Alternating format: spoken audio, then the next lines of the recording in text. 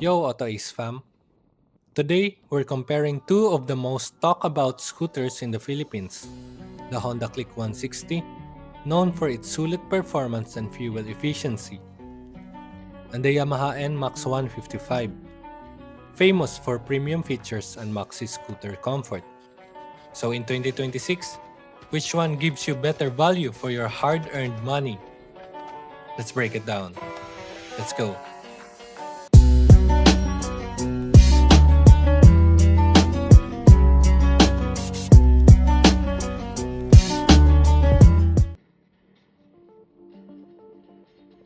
Honda Click 160. One of the most budget-friendly 160cc class scooters. Perfect for daily commuters wanting more power without paying maxi scooter prices. Yamaha NMAX 155 Standard. A premium scooter built for comfort and performance, sitting at a completely different level in features and ride experience.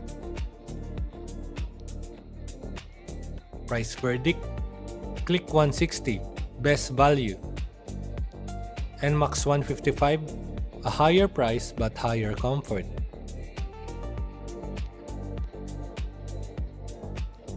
Honda Click 160, 157cc, liquid-cooled, 4-valve ESP Plus engine. Power, 15.4 HP. Torque, 13.8 Nm. Strong acceleration for city use. Smooth delivery. Real fuel economy, 45 to 50 kilometers per liter. Yamaha NMAX 155, 155cc liquid-cooled VVA engine. Power, 15.1 HP. Torque, 14.2 Nm. Better mid to high RPM performance thanks to VVA. Real fuel economy, around 40 to 45 kilometers per liter. Click 160 equals quicker off the line. NMAX 155, stronger mid-range plus highway stability. Click 160. Weight, 118 kilograms, light and easy to maneuver. More nimble in traffic, great for lane filtering. Comfortable but still a compact scooter, not ideal for very long rides. NMAX 155. Weight, 131 kilograms. Wider seat, relaxed riding posture. Perfect for city plus long rides thanks to maxi scooter ergonomics. Feels more planted at higher speeds.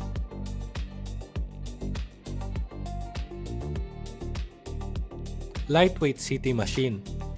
NMAX, long ride comfort king.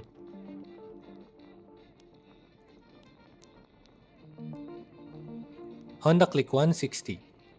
Full LED lighting, digital instrument panel, 18-liter under-seat storage, smart key system depending on variant, modern sporty styling.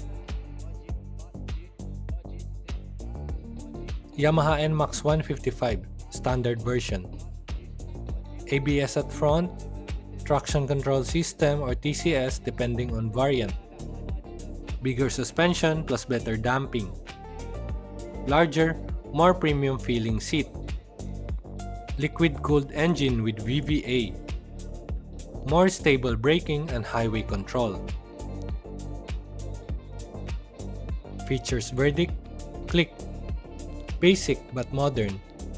NMAX, loaded with safety and premium features. Click 160 is about 45 to 50 kilometers per liter real world. NMAX 155, 40 to 45 kilometers per liter real world. Honda parts tends to be slightly cheaper. Maintenance is lighter. Yamaha parts for NMAX cost more, but durability is excellent.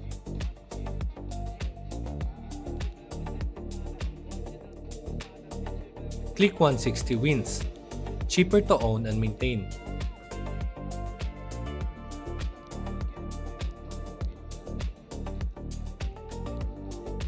Cheaper 160 class scooter, great power for the price. Light, nimble, easy to ride.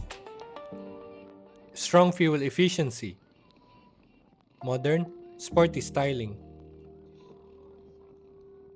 For its cons, no ABS, smaller seat, less comfort for long rides. Basic features compared to NMAX. Yamaha NMAX 155 Pros. ABS plus TCS equals safer and more premium ride. Extremely comfortable for city plus highway. VVA engine gives stronger mid-range. Better braking and suspension. Bigger presence, looks premium. Cons? Much more expensive. Heavier and bulkier for smaller riders. Slightly higher fuel consumption.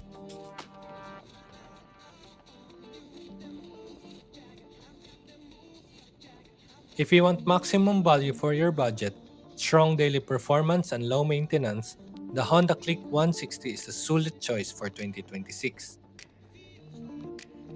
But if you want comfort, safety, and a premium riding experience, the Yamaha NMAX 155 is absolutely worth the extra money, especially for long commutes and expressway-like speeds. Final take, Click 160, best value. NMAX 155, best features and comfort. AutoAce fam, which one matches your riding style? The sulit Click 160 or the premium NMAX 155? Comment below. If this helped you decide, hit like, subscribe, and ring the bell for more scooter battles. Ride safe, ride smart. Thanks for watching.